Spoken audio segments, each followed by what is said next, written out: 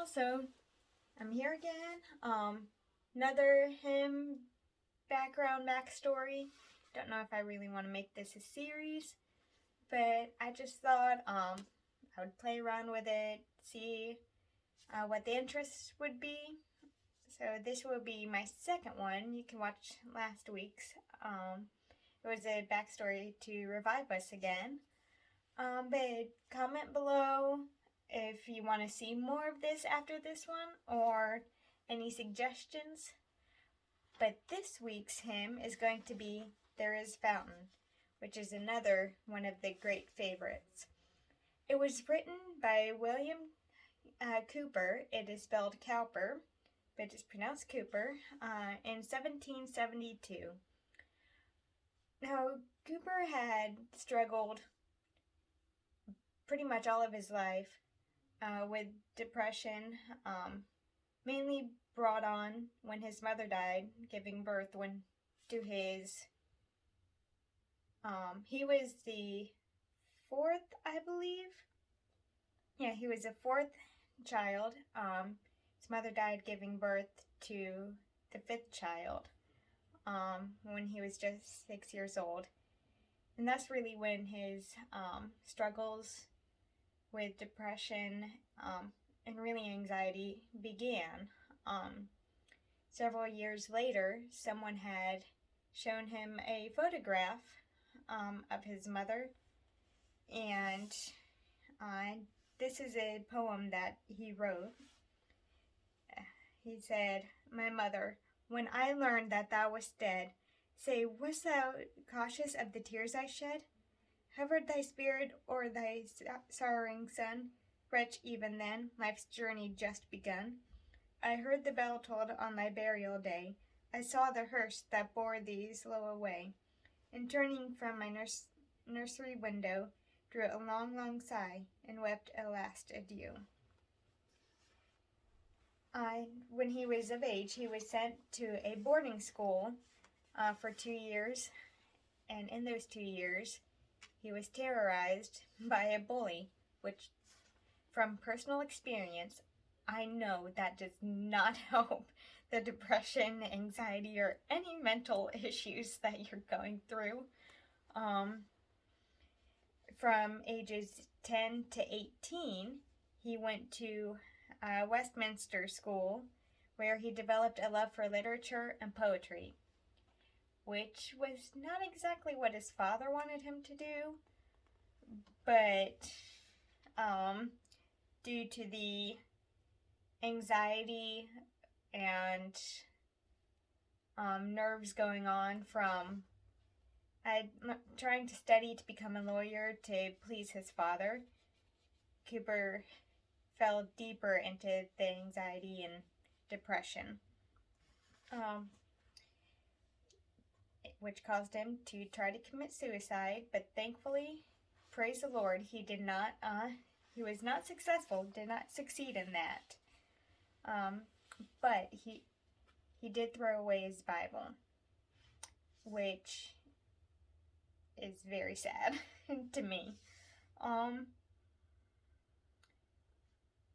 A little while later, he was sent to an asylum, mental asylum, that was run by Dr. Nathaniel Cotton, a lover of poetry and a very dedicated Christian.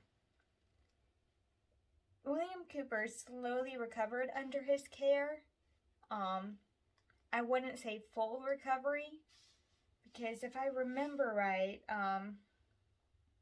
he was also friends. I cannot remember who was his great friend who helped him through.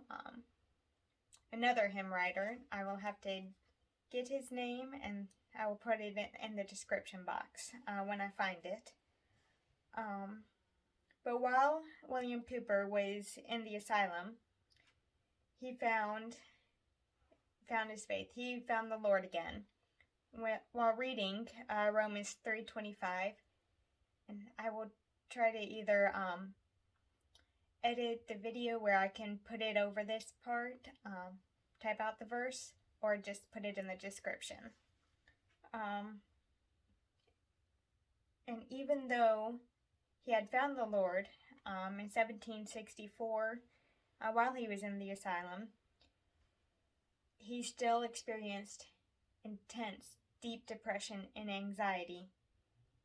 But now he could put his focus on the Lord to help draw him out. And having spiritual friends does help with that. Drawing me back to my last point, which I will get the name, that other hymn writer. He had a spiritual foundation in which to steady his mind when things got too dark. And as Christians, that's what we need to do when we experience intense emotions, grief, anxiety, depression. And I'm preaching to myself. I'm not just talking to y'all.